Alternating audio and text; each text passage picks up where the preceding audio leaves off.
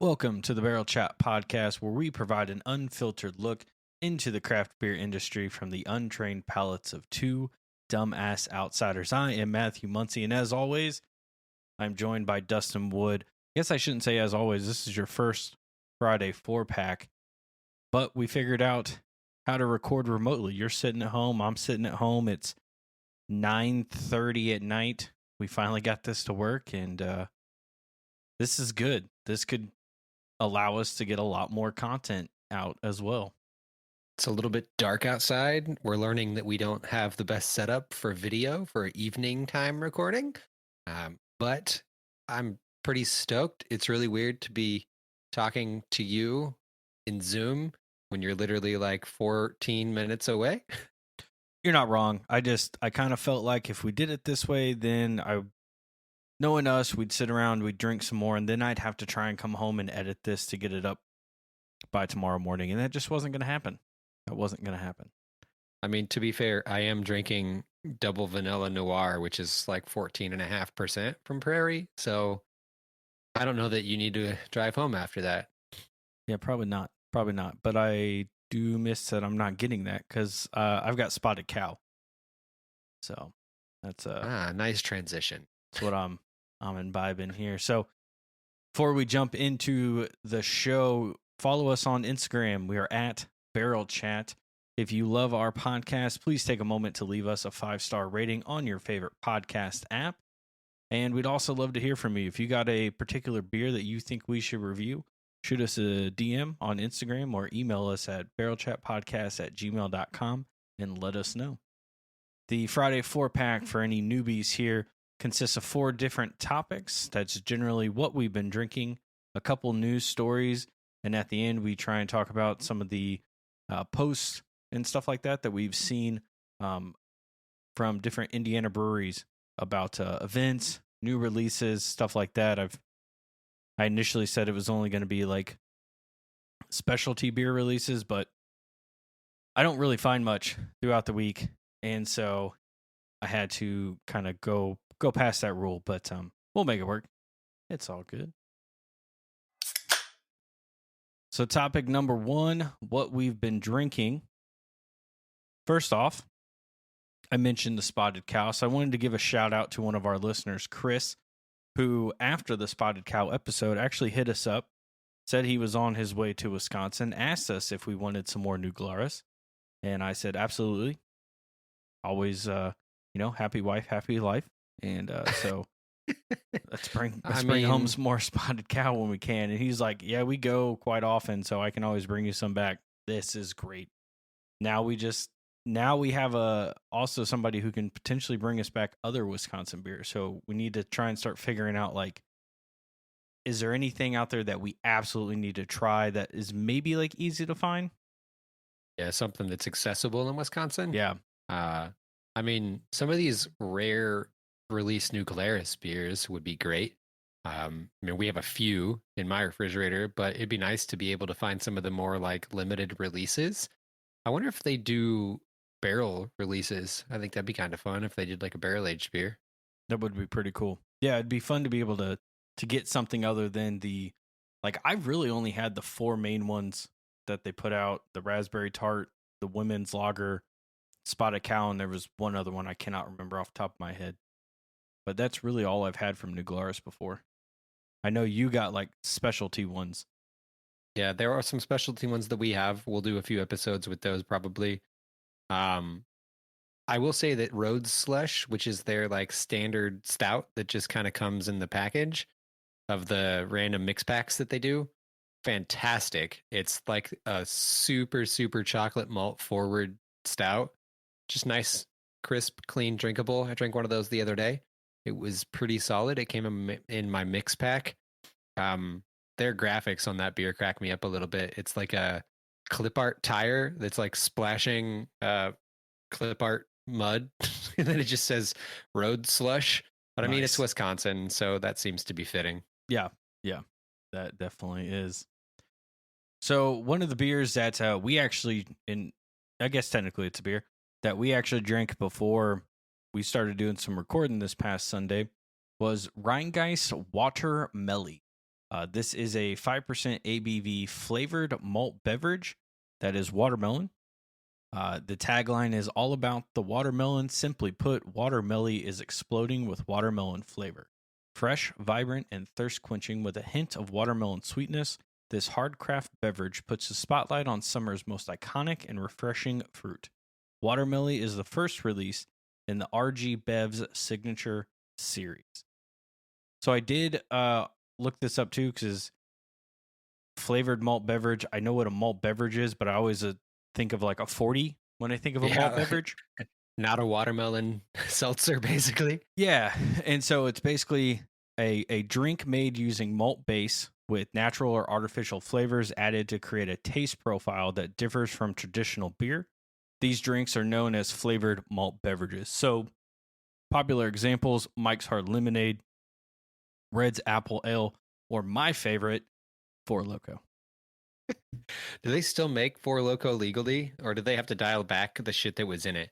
They had to remove the caffeine. So now okay. Four Loko is just a flavored malt beverage. But the only way I have consumed Four Loko is by shotgunning them, and I've had to do that twice now, thanks to losing some fantasy football bets over the last 2 years. Fucking Jonathan Taylor.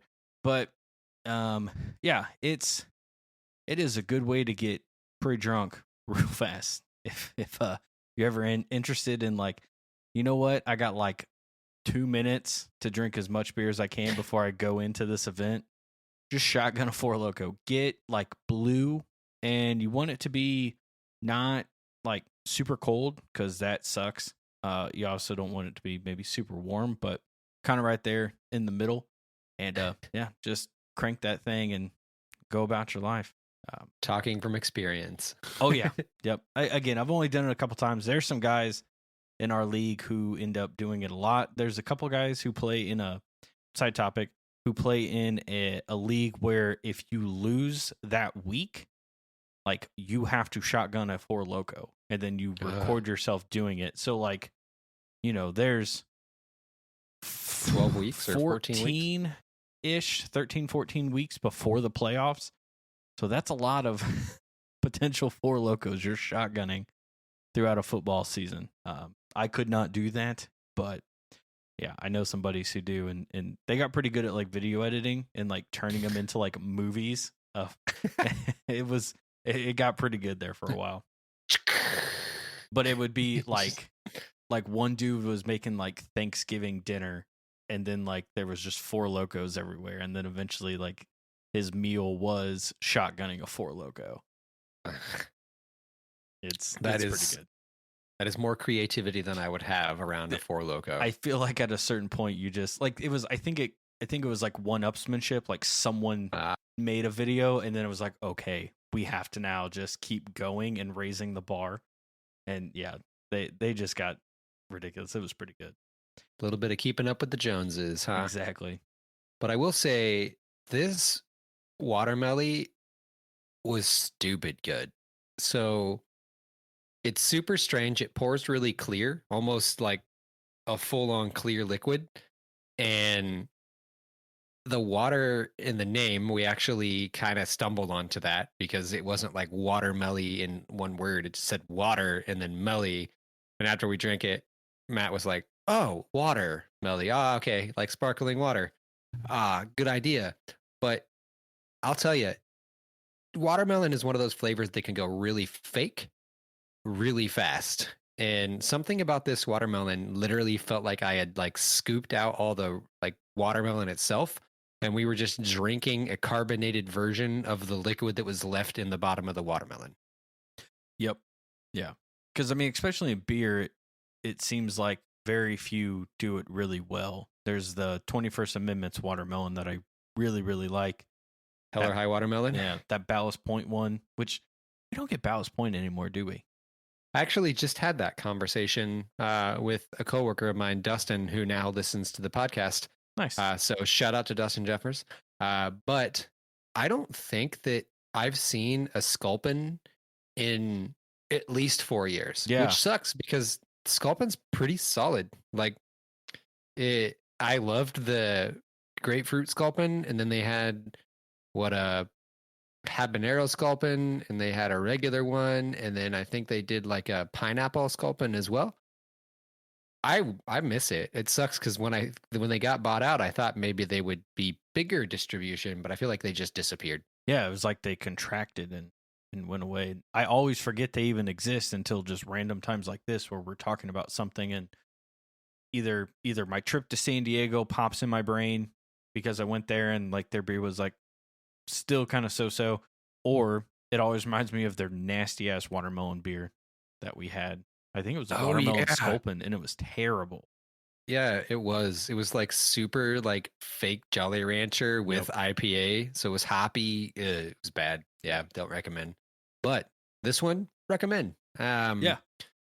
5% ABV would be a fantastic 6-pack to pick up and take on to like a float, like what's going on behind my counterpart here, or hanging out in the water. But I think it'd be a fantastic summer beverage. I picked it up because I had no idea what the hell it was. I was like, we'll give it a shot.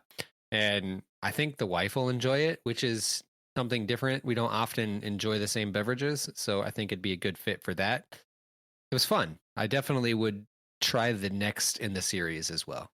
I definitely think if you're a seltzer fan, you're gonna like it. It doesn't have the full carbonation that you would expect out of most seltzers, but it reminded me just of that. Like, it doesn't remind me of like a Red's Apple or a Mike Hard Lemonade, but more of like a seltzer. What I did find interesting was if you look on Untapped, I remember ours was pretty damn clear. And I saw like one or two photos like that, and then everybody else's had like more of a beer tint to it. So that was kind of interesting. Yeah, ours was like literally a clear sparkling water. I did not expect it to come out like that when I first opened it up, because I bought it fully thinking that it was the same like branch of their company that makes bubbles and the other ciders and stuff. Like, that's what I thought it was. Turns out I was wrong, but I'm not mad about it. So I'm excited to have more in the fridge. I think Matt took a picture to go home and buy more, maybe. So certainly did try and go find it, see if the Meyer has it. I got to get through my beer backlog right now, though. It got a little out of hand. The next one I had this week, which may only have like one left, but it's been Pax Verum Brewing's Reptilia West Coast IPA. Obviously, with today being 420, getting something that I thought was going to be pretty dank was a good idea. 6.7% ABV, 75 IBU. It's good. The only time I've been to Pax Verum was actually when we went for that party, their anniversary party 2 years ago when I wasn't drinking. So I've not really had much of their stuff because we had it one time I think this was 2019. We had it at Indiana on tap when they were like literally brand new. Yeah, and like super just brand opening, and I don't remember anything from that. So this one, it's pretty crisp. It's a clean IPA. I think it hits all the right notes. Like when I looked up what to expect out of a West Coast, because I drank it, and I remember even asking you guys, like, isn't this supposed to be pretty dank? Like when I think of a West Coast, I think of something that's got some dankness to it, but bitterness, resinous, piney, those all fit in there. It's got dankness, but it's subtle. It's not full on. It's not what I was expecting out of a West Coast. Maybe things have changed. That's always a possibility. That obviously I haven't kept up over the last couple of years. So maybe some things have changed, but I think if you added a little bit more dank to that, knock it out of the park. My true feelings on it are it's good. It's a bit boring. Not boring in a bad way. Boring kind of like a Pivo Boho, where I can't find anything really like actually wrong with it. But there's not really anything that makes me want to go buy another 4-pack of it necessarily at Meyer. Now I'm going to try some of their other beers because like, okay, this was pretty quality made. So let's go see what else. They have a whole stand at Meyer, an end cap. And the nice thing is they're only like $11-12 for a 4-pack. So yeah, Even if I've it had does suck, it's not that bad. You're not wasting a ton of money. You're not wasting $17, $18 like some of these are getting. I've had a few of their beers. Like Matt said, we went and drank there a little bit on their anniversary party, strangely enough.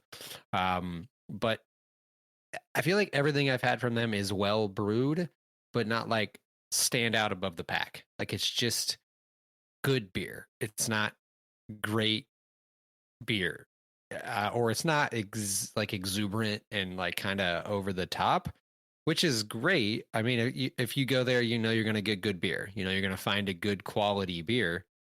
But sometimes good quality beer, like you can get a refrigerator, you hold in the refrigerator, but it's not what I want to gravitate towards, especially not as like nerdy about shit as we are, as opposed to the average beer drinker is going to go, yeah, this is fabulous. So it's a fantastic beer. Like Matt was saying, it's good, but it's just boring because it's just a West Coast IPA. It makes it hard for me as a consumer to buy more of it. Like when I go and look at what's on the shelf at Meyer, if we lived in that town, because they're out of Lapel, we lived in that town, that's a perfect brewery for that. Because it's like, okay, I'm going to go here and I'm never going to be presumably upset. Like if you're making quality beer, it's just like Scarlet Lane. Scarlet Lane makes quality beer. They've had their issues, but they make quality beer.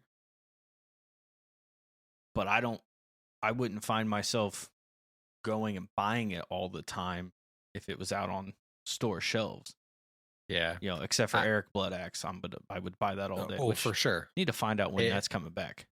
They posted, I tagged you in it. I feel like it's soon. Need to go within the next month.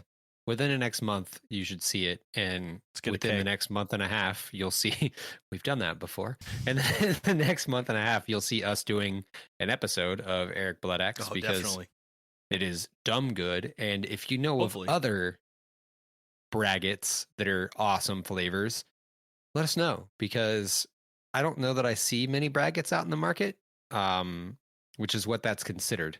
Wouldn't they usually be made by meaderies though? Yeah, so it's like I don't know if it's a beer style that's technically like has honey added or something. I guess that's true. I want to try more of them because Eric Blood Axe is literally the only Scarlet Lane beer that I think about consistently. Yeah. Well, other than the misnamed milk stout from Winterfest that I don't think is ever going to be brewed again. God, I still think about that. Last part about Scarlet Lane, I will say that the Millionaire Dorian is solid. Like it's. Which one was that? Because I had that at Winterfest, but I can't remember what was in it. I think it's just like a monster ass Dorian, so it's like heavily like heavy version of it. Okay. The Dorian Millionaire is a sea salt and caramel inspired. There you go. By the Millionaire candy bar. Okay. I thought it had something in it, and the reason I thought that was because I had it at Winterfest, and I remembered it being something more than just, you know, a regular Dorian or like an upscale Dorian. Like there was something else in it. That was pretty good. I will say that one had the body, the mouthfeel, the consistency that I remember from the original Dorian way back when. So it's nice to see that coming back around. So that's the last beer that Matt had down, but I did crack open a beer earlier today to take a walk with the kid and the dogs. And I just so happened to have Elysium Brewing Company's Dank Dust, because I knew that 420 was coming. And I literally have watched this beer be poured at my gym where I climb. And like everyone in the entire room turns and looks at the faucets thinking that somebody's smoking a blunt because it smells just like weed. It is an 8.2% ABV, 62 IBU, American Pale Ale, American IPA, sorry. It currently is sitting at 3.64 on Untapped out of 10,500 ratings. I think the downside is it's thin, so the body's thin, but it also probably turns people off because it tastes literally like vegetal. Like you can taste the hops in it, like you're chewing on a green hop, but it smells like weed. It drinks really, really well. I honestly don't think Elysian makes bad beer. I think, like, hate on them all you want because they've been bought out and they're big and all that shit. They make good beer. Space Dust? Shit, I'll drink that if it's on tap most places if I can't think of what else to drink because it's like 8% and it's good. I don't know if I've really had anything other than had Space Dust. We've had that pumpkin ale at one point because I remember we went through a big pumpkin period on the previous incarnation of the show. The Punkachino, that's what we had. We've had Split Shot. I remember that one. Oh yeah, the like coffee beer. Got it. I only remember that because of the logo. The graphic, yeah. Yep. I mean, they make good beer. It was fun. I think 3.64 is a little low. Is it above a 4? No. I don't think so, but I think it gets dinged in Untapped ratings because it is a macro technically. I mean, it's a big ass distro beer. So, but Dank Dust is a fun beer. If you are a weed fan, check it out. It's cool. All right, let's jump into our first news topic. This comes from MediaPost.com, and it's called In First, Distilled Spirits Overtake Beer's Market Share. So essentially, what has happened here is the Distilled Spirits Council of the United States released a report that found that the market share for distilled spirits exceeded that of beer. Spirits are sitting at 42.1%, while beer is sitting at 41.9%. And I think that gives us 84%. So there's another 16% out there that is not spirits or beer. So I'm going to assume that is the seltzers and seltzer. Wine. Yeah. I mean, I wonder what they classify beer because, like, is cider technically beer or is cider wine, or do they have their own like category for cider? I would imagine it's its own. I would imagine it's its own category because I know like flavored malt beverage would be listed under beer, but it's I don't just think interesting. seltzers would. It's just interesting to me to think that like less than 20% of drinkers are drinking wine.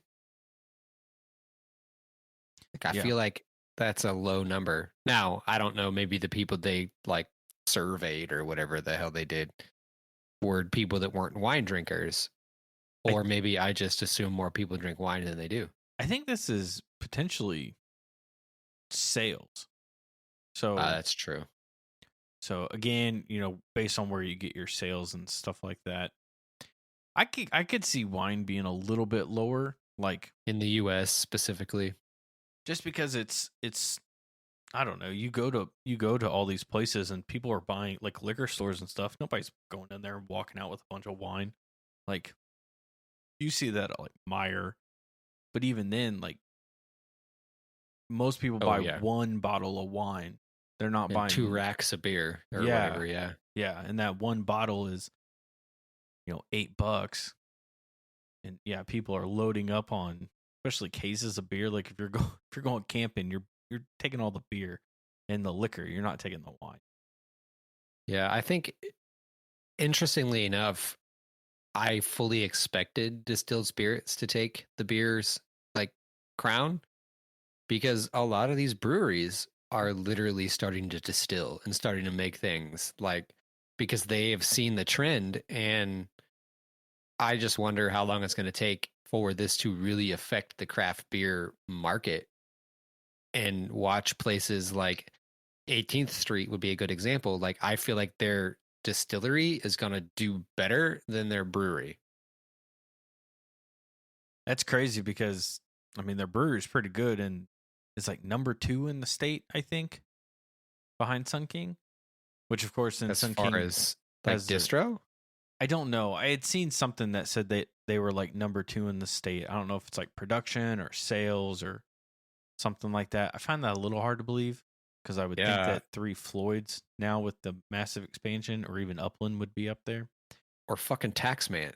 Yeah, Jesus. it might have been an out of date, and I might have misread it. But yeah, we have Sun King, we have 18th Street. They're both distilleries. Blackacre was looking into a distillery before the pandemic happened. So we have a bunch. We have people. I mean, Cedar Creek and Mm. 450 and I didn't realize 450 did liquor. maybe it wasn't 450. Urban Vines does wine. I don't know if they do stills yet, but I'm guessing they will. It just seems like an easy transition for people who already make cider, wine, and beer. Just throw the other thing in there and call it a day. I will say craft spirits are ungodly expensive though. Like if you want the true, like if you want a bourbon from them, or just Jesus. Like I can buy a bottle of Johnny Blue for damn near the price of some of these high-end like craft beverages. It is tough. It is tough because I'm a big like bourbon guy, and it is tough to think. I don't really drop $50 on a bottle of anything. I just don't drink it enough. I think there's obviously a place for that for people who do.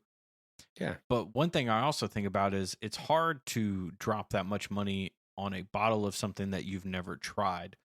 So like Moondrop Distillery up in Fortville is a great example for me. They have it down here at Meyer, and they've had it for quite a while, but it's always like $45-$50. And it's like, I'm never paying that just to try the bourbon, because if it's disgusting, I'm not going to drink it. Now I went to their distillery when they finally opened up their tap room, and all of their shit is amazing, and it's worth the $40. But I'm still probably not going to buy it because it's $40. Like, but that's a personal thing of like, I just don't care enough necessarily about it when I can buy 3 or 4 things of Jim Beam for that price. And that's where my taste profile is. Jim Beam, little Jack Daniels, some peanut butter whiskey, Screwball peanut butter whiskey. Like, I just don't really get into the high end stuff at this point, and that's what the craft feels like. Yeah. Interestingly enough, so you mentioned Moondrops. They were a huge sponsor at the hockey stadium when I was there. They were a huge sponsor somewhere else, and then we saw like 4 billboards for them. Where the hell did they come from? They just like went from 0 to 10,000 in Indiana. Yeah, their stuff has been at Meyer for, I feel like, at least since we've lived out here near McCordsville. So a little over a year and a half, and they just opened that tap room this year or end of last year. Like, it was very recent. So they've been brewing for a while. All their stuff's good, but it makes sense. Like, when you start to think about it, people are going to buy that, and kind of gives you a little bit longer. And, you know, there are some things with beer that even got pointed out in this article. Last year, we saw that the beer prices started to rise. So it said that in the 12 weeks before Christmas, beer prices rose on average 7% higher than the year earlier of the same period, according to analysis of Nielsen data by Bump Williams Consulting. When you're paying $17, $18 for a 4-pack, and it's hit or miss if that shit is even going to be carbonated very well at this point, let alone is it going to be good. And that's the thing with this podcast, is like, I can at least justify to myself buying it if I'm going to bring it on this show. But if I wasn't doing this podcast, I would not go out and buy some of these things, because it would infuriate me to go buy something in it. And I mean, it still does, but you get something and it's low carbonated, it's flat, it just sucks in general. It's not very good, or it's disgusting. And it makes you just, it's, you know, when it comes to bourbon and stuff, like, there's a lot that are it's hard to find one that's really bad. And there's so many avenues to find people who review it, whereas that doesn't really exist with beer.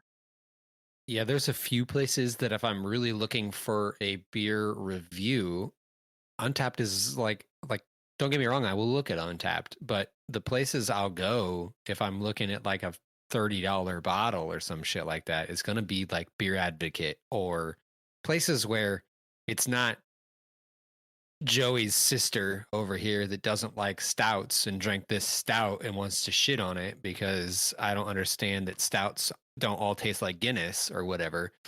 So I'll go to that. But there's people that review bourbon like fucking miles long details and like Yeah. like crazy tasting notes and legs and like viscosity and all kinds of nonsense that you don't really get nor need in the beer industry. Like you don't need that for the most part in the beer industry because there's 5% of beers that would even be worth talking about, like the legs and the viscosity and the nonsense of a beer. But I will say this third bullet point here, I have to ask. So it says a 2022 report by Y Pulse found that White Claw, an alcoholic seltzer, was the top beverage among millennials. With the first beer brand, Bud Light, coming in 6th. So my question, one, did they actually ask millennials? Because something about a millennial being the number one White Claw drinker freaks me out a little bit. Oh, that doesn't surprise me whatsoever. You wouldn't think it would be the younger generation? My assumption would be that they did a survey and then it all it does is ask for your age, and since we're just put into a very specific bucket. timeline, yeah, like it's not that hard to be like, here's the millennial timeline, and obviously whatever the questions are would lead to that, but that doesn't surprise me at all. White Claw, especially for a while there, was like the seltzer, and now everybody and their brother has one, and I feel like you hear about it a lot less. Like, yeah, I still drink them from time to time. I still really enjoy them, but I don't feel like you hear about them as much. And no, now it's High Noon. Yeah, High Noon. Those are actually solid. Yeah, I don't know now if I've had one or not. So but.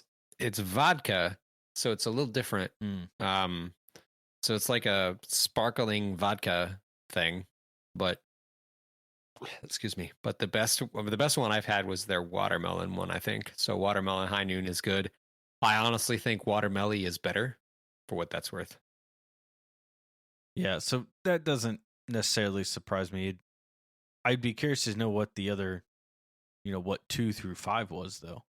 So I couldn't find that report, but that would be cool to know. And obviously Bud Light coming in top 6, that doesn't surprise anybody either. All right, on to topic number 3, another little news thing here.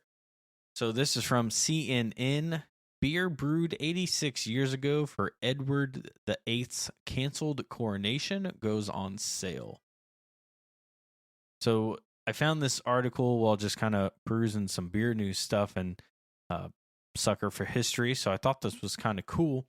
So this beer was brewed 86 years ago, and it's called the Coronation Ale. And it was made for Edward VIII in 1936. He was taking over as the King of England.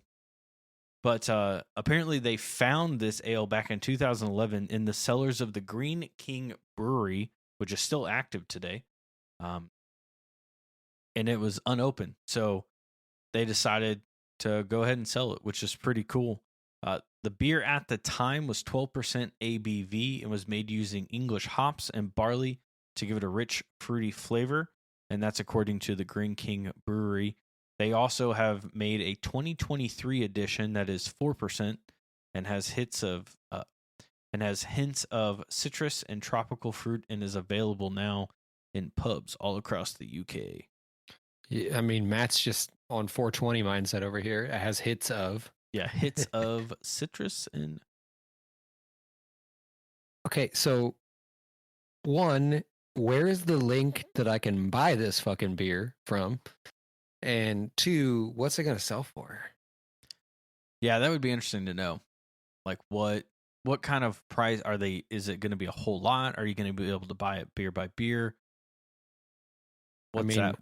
it would be fun to have, I like, would do one on the show. That'd be right? dope as shit. That would be so fun to be like, let's see what this beer tastes like. I'm sure trying to get something like this would be next to impossible, unless it was like a couple $100 or something. But I mean, I know some people who know some people, so maybe I should just see if some of the guys from Beer Advocate would buy one. Hey, I man, mean, hook us founder of up. Beer Advocate. Hell, I watched him open a bottle of Sam Adams from like 1984 or something like that on Yeesh. on one of our Zoom meetings. He's like, "Yeah, I got like 12 of these left." And the or the owner of Sam Adams was like, "Really?" Like, "Holy shit, that's cool. I don't even have any of those." That's crazy. Yeah, it would be really fun to have like a beer or wine, like the stuff they find on like shipwrecks and everything, and it's like, just drink it. I mean, they always say that they essentially taste pretty gross, but it would I still be fun. mean, it's an experience, right? Like this bottle on the like article literally looks like it's wax dipped on the top. Yeah. And I mean, it still looks good, and it's been cellared, God knows where, but somewhere. Well, I mean, if you lost it for, what would that be, like 70? What they say, 86? So about 74-ish years. It had to have just been sitting underground somewhere. Yeah, like where's that going to be hiding, right? Like in Yeah. somebody's basement. It's also interesting, like, how do you lose beer for that long? I don't understand. I mean, I don't think they're mad about it because they're going to make a lot of money from it. So yeah, because it's all very cobweb. It looks like it. The pictures it literally looks like they're in those green milk crates flipped on their side. I was gonna say the problem with the photos is it's hard to tell. Like, is there actually beer in there, or are these just are they the just one the bottles? guy's holding? The one the guy's holding has liquid in it. Oh yeah, I guess you can see that. Because there's the line of like foam at the top of it, which is interesting that you can see that. But or is that their finger? I think that might be their finger. yeah, but okay. So there is a line that makes his finger disappear. So that's got to be the top of the beer. Okay, because it looks like on this photo that a lot of these may have been corked, and then that cork has... some of these definitely have corks that have either gone away or like disintegrated or something. Yeah, probably got like eaten. But I think it'd be fun. I've always thought some crazy stuff like that would be fun. Like, I'd love to get Utopias. I think that'd be fun to just drink. It's gonna taste like shit probably, but it'd be fun to drink. Yeah, it really would. No, I think stuff like this is pretty cool. So it's always fun to see that they've found all these things. It would be cool if maybe they figure out what is actually in this, and they replicate, a 12% that'd be cool. ABV version instead of a 4%, similar to like the who is it? The Tap. The Tap always makes some like crazy, 1600 types of beers for Winterfest and stuff, like the gruel beers. I always enjoyed trying stuff like that. Like, give me the stuff that they would have made way back in the day. Let me taste that and see what that compares to like nowadays. I'm sure most of the time it's going to be pretty gross, but there's always a chance that it's not bad. All right, and for our last topic, we called this Around to Indiana. This is where we try and find some different events going on, different releases, specialty releases, or just interesting releases in general that the breweries are doing throughout Indiana over the next couple weeks. So obviously, one of the big one is tomorrow. Taxman Brewing's Death and Taxes is going on from 12 to 4. I believe tickets are still on sale. A Tap Room sold out for their anniversary event. And then I saw that Triton Brewing released a new beer, a green tea and guava sour. The cans and draft at the brewery only. Because I'm pretty sure they don't distribute anymore. But that can actually looked really cool too. I don't know if they updated all their cans or not, but I really like that new can design. Yeah, I think Triton stopped distributing completely. Yeah, I think that became a thing, and that's a place I haven't been to in a few I tried to years. go. I tried to go the other day. The fuck was I doing? I did something. Oh, I went mountain biking at Fort Benjamin Harris, and then I was like, oh, well, I got time to kill. I'll just go to Triton. It was like 3 on a Tuesday or some shit, and they weren't open. What the hell? Yeah, it sucks. Come on, Triton. Like, I mean, I get it, but you're a pretty big brewery, and you're in like a pretty trendy area. Like, I feel like they should be open at that point, but I don't get to that area much. And I mean, it's the same thing with Scarlet Lane. Like, there's just other places I'd rather go. Yeah, I need to try and make it more of a habit to at least go visit and try more of their beers, especially since you can't get them. Because who knows? Maybe there's a diamond in the rough that we're not seeing at this point. The other one I saw was that Big Lug released Diet Pills, DIAT Pills. They said you pronounce it like Diet Pills, which is a German style lager. That seemed to be like one that they've brought back based on the Instagram posts that I saw. So just a few things out there. If you're a big fan of the Diet Pills, that has been brought back. That green tea and guava sour does sound pretty good. I don't know if I've ever had a Triton sour, to be honest. I've had one. I don't remember what it was. Oh, that's a lie. Yes, I have. Because I used to get flights. We used to go there frequently, Alexa and I, before the kid came into our lives. And then that made going out to breweries somewhat difficult. Which I know Triton was at one point kid-friendly. But obviously, kids don't want to go to a brewery and just sit if they don't have a phone or anything like that. So that's not something that we typically do a lot. But yeah, they used to make some pretty decent sours. I remember that now. Yeah, they've had a sour series for a while. It's been a long time since I've had one, but they have had a sour series for a while. It's been a long time since I've had Hatch Blower. I always really enjoyed Hatch Blower. Nope. I know if it wasn't for the but jalapeno, but can't do it.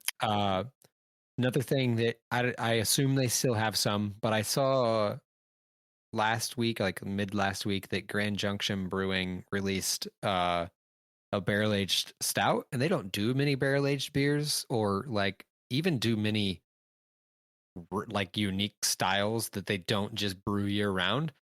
So they released barrel aged Radio Kyiv. I don't know if that's how you pronounce it. Kyiv. Oh yeah, this was the Ukraine, because Kiev is the Ukraine capital.